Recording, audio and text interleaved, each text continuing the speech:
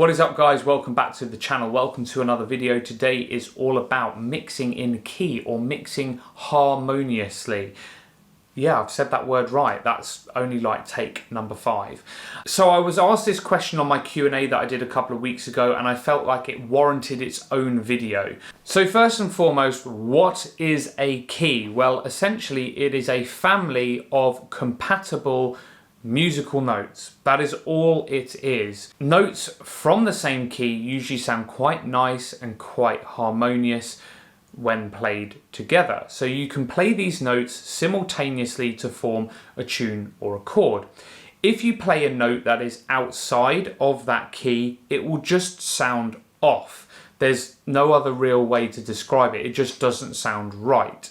Well, that is how a key clash starts to occur. Some keys are quite compatible with one another. So essentially you don't have to play songs of the same key all night. The only other thing that I'm going to mention about keys is that they are always named after their first note, and they are either a major key or a minor key. So you may have heard the term, for example, C major, C minor, A minor, etc, etc. What determines if it's a major or a minor key is essentially the distance in between their notes. These are called the intervals. I'm not going to go too much into music theory. The only last thing to point out, when it comes to minor keys, they sound a little bit more mournful, or some people could say they sound a little bit unhappy, I guess. Major keys always sound a lot more confident. And that is as far as you need to know when it comes to it as a DJ. So if that musical theory there has just blown your mind and you're thinking, well, I have no idea where to start with this, I don't know what keys go with what and all the rest of it, do not worry. There is a really good tool that you can use called the Camelot wheel. It's displayed up in this corner here, and essentially it looks like a clock face. And good news is, if you use Serato, if you use Rekordbox, it analyzes all the tracks using this numbering and lettering system. In Rekordbox, you do have to change one of the settings to make sure that the keys are displayed in this way.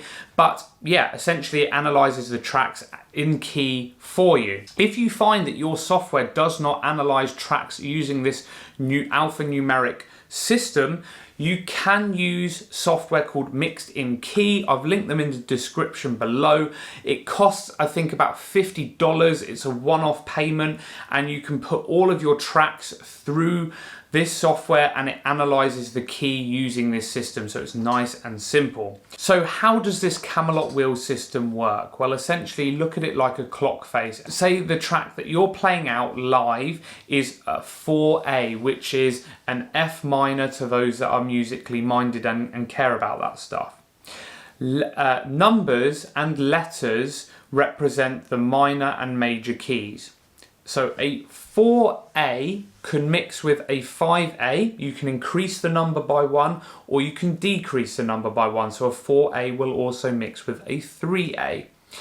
A 4A will also mix with a 4B. So letters that are different but of the same number, so 4A, 4B, 5A, 5B, will also mix together. So essentially you have 3 options with every song. Say the next tune that you play goes into the 5A, then the same principle applies. You can either go back and mix with a 4A, or you can go and increase the number by 1 and go with a 6A. Or with the lettering system, you can go from 5A to 5B. That is essentially how it works. Please note that if you're mixing letters, you can't mix a 4A with a 5B or a 4A with a 3B. You need to keep the letters exactly the same if you are increasing or decreasing the numbers. And that is basically how the Camelot system works. It's nice and simple. Give it a little bit of a practice.